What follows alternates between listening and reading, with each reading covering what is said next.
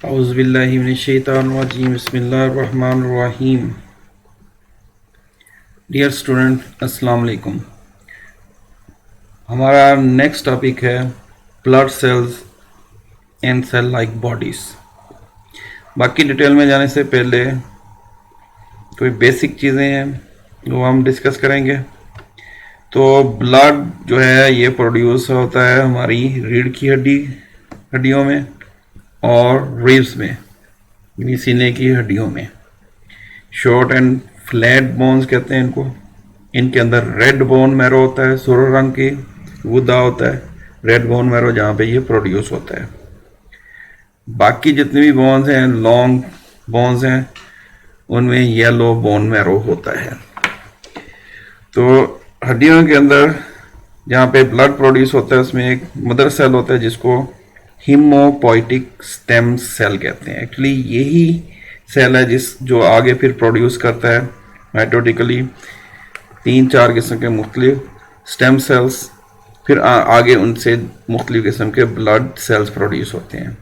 तो पहले red blood stem cell की बात करते हैं। तो red blood cell stem cell जो है वो भी हीमोपोइटिक स्टेम सेल से प्रोड्यूस होता है और फिर ये आगे रेड ब्लड सेल्स प्रोड्यूस करते हैं। तो रेड ब्लड सेल जब प्रोड्यूस होते हैं तो इनमें न्यूक्लियस पाया जाता है, लेकिन जैसे ही ये मेच्योर होते हैं तो इनका न्यूक्लियस ख़त्म हो जाता है, नॉन न्यूक्लिएटेड या ई न्यूक्लिएटेड कहलाते हैं। तो ये ऑक्सीजन कैरी करने की सलाहियत रखते हैं, जबकि हीमोपोइटिक स्टेम सेल से ही फिर दो तरह के स्टेम सेल्स प्रोड्यूस होते हैं। लिम्फाइड स्टेम सेल्स, ये बोन मैरो में ही होते हैं, स्पेलिंग इसके यहाँ पे गलत है। दूसरे लिम्फाइड स्टेम सेल्स हैं, ये लिम्फ में होते हैं। तो लिम्फाइड स्टेम सेल्स जो बोन मैरो में हैं ये बी लिम्फोसाइट प्रोड्यूस करते हैं, क्योंकि ये सारे वाइट ब्लड सेल्स के कंपोनेंट्स हैं, तो डिफेंस सिस्टम में रोल प्ले करते हैं। B lymphocytes plasma cells produce करते हैं, जबकि lymphoid stem cell thymus glands में होते हैं, इसलिए इनको टी लिम्फोसाइट्स कहा जाता है। फिर हीमोपोइटिक स्टेम सेल्स एक और किस्म के सेल्स प्रोड्यूस करते हैं जिनको फैगोसाइट स्टेम सेल्स कहा जाता है। यानी मेनली देखें तो ये 3 किस्म के स्टेम सेल्स आगे प्रोड्यूस कर रहा है। 1, 2 इनको इकट्ठे कंसिडर कर लेते हैं या अलग अलग भी कह देते हैं। यानी एक हो गया रेड ब्लड सेल्स वाला स्टेम सेल्स, लिम्फाइड स्टेम वाले 2 हो गए, और ये फैगोसाइट वाला, यानी ये 4 कह लें या इनको मिला के ये 3 कह लें। तो ये फैगोसाइट स्टेम सेल्स जो हैं ये आगे फिर मोनोसाइट और अदर फैगोसाइट्स, फैगो यानी निगलने वाले, दूसरों यानी पैथोजन को खा के निगल के डिस्ट्रॉय करने वाले हैं, ये भी वाइट ब्लड सेल का हिस्सा है। तो मोनोसाइट्स ये फिर आगे प्रोड्यूस करता है मैक्रोफेजेस, ये बड़े साइज के पैथोजन को खाएगा और ये छोटे साइज के इस तरह से। तो ये हो गए रेड ब्लड सेल्स और ये वाइट ब्लड सेल्स। फिर इन्हीं के जो फ्रेगमेंट्स बनते हैं, छोटे पीसेस टूटते हैं, उनको प्लेटलेट्स कहा जाता है। तो यहाँ पे एक टेबल दिया हुआ है, पहले उसको देख लेते हैं। तो इसमें दो तरह के सेल्स होंगे, एक प्लेटलेट्स। रेड ब्लड सेल्स इनको एरिथ्रोसाइट्स कहा जाता है। आपकी बुक्स में पेज नंबर 309 पे ये मौजूद है, ये टेबल। वाइट ब्लड सेल्स को ल्यूकोसाइट्स नाम देते हैं। फिर आगे इनकी 2 किस्में हैं, ग्रेनुलोसाइट्स यानी ग्रैन्यूल्स, दानेदार, यानी इनके अंदर दाने दाने से होते हैं ग्रैन्यूल्स, यहाँ पे भी होंगे, बुक के अंदर आपकी मौजूद होंगे। तो इसमें फिर न्यूट्रोफिल्स हैं, सिनोफिल्स हैं, बेसोफिल्स हैं। फिर वाइट ब्लड सेल्स में यानी ल्यूकोसाइट में ए ग्रेनुलोसाइट मतलब विदाउट ग्रैन्यूल्स, इसमें मोनोसाइट्स आ जाते हैं, लिम्फोसाइट्स। तो ये 2 तरह के सेल्स हो गए, रेड ब्लड सेल्स और वाइट यानी एरिथ्रो और ल्यूको। जबकि तीसरे सेल लाइक ये बॉडीज हैं जिनको प्लेटलेट्स कहते हैं, इनको थ्रोम्बोसाइट्स कहते हैं। आपने मैट्रिक में ही पढ़ा होगा थ्रोम्बोसाइट्स, इसके सामने लिख लेना बाद दफा प्लेटलेट्स नहीं कहते, सीधा थ्रोम्बोसाइट्स ही कह के ये क्वेश्चन पूछ लेते हैं।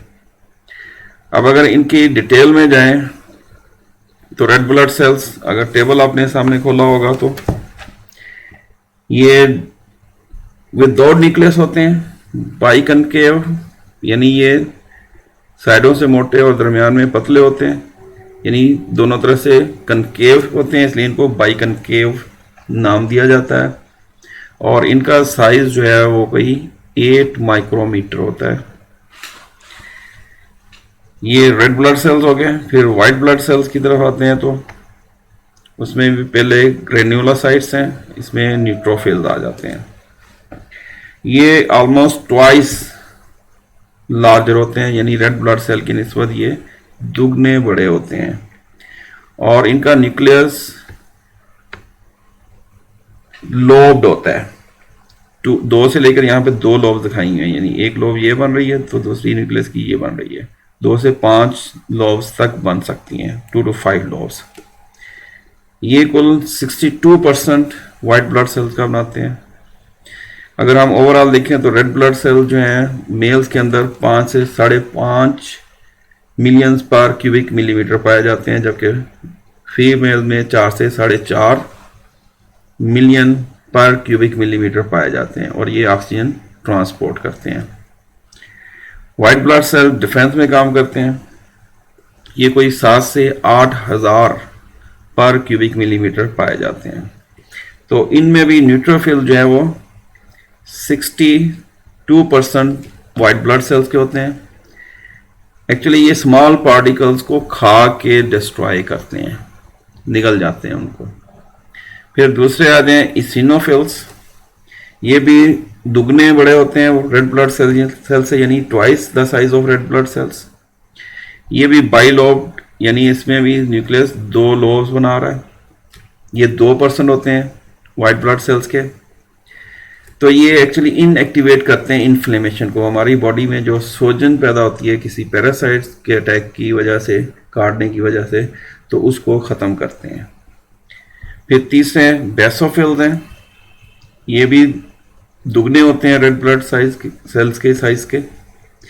ये भी बाइलोब्ड, यानी 2 लोब्स बनाते हैं न्यूक्लियस इनके। ये लेस देन 1% होंगे, लेकिन ये एक बहुत अहम काम करते हैं।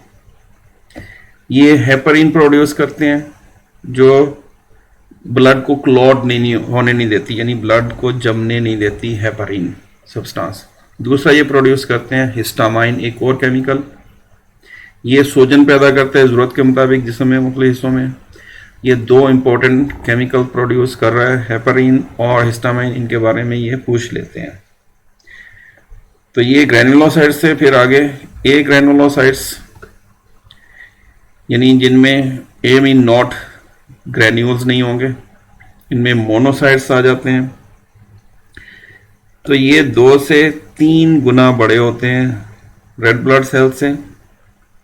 तो इनके न्यूक्लियस राउंड भी हो सकते हैं, लोब भी हो सकते हैं, जबकि इनमें सारे लोब्ड हैं। ये राउंड और लोब दोनों तरह के हो सकते हैं। ये 3% होते हैं वाइट ब्लड सेल्स का। आगे ये फिर मोनोसाइट्स आगे प्रोड्यूस करते हैं मैक्रोफेजेस को। मैक्रोफेजेस, फेज मतलब खाना और मैक्रो मीन बड़े, ये बड़े साइज के जो पैरासाइट्स या पैथोजेंस हैं उनको निगलते हैं, निगल के तबाह करते हैं। फिर लिम्फोसाइट्स हैं। ये ज़रा बड़े होते हैं रेड ब्लड सेल से थोड़े ही, लेकिन दुगने नहीं कहेंगे, लेकिन स्लाइटली लार्जर हैं। न्यूक्लियस नहीं ऑलमोस्ट सारा सेल इसने फिल किया होता है, न्यूक्लियस काफ़ी बड़ा होता है इनका। ये 32% ऑफ वाइट ब्लड सेल्स बनाते हैं।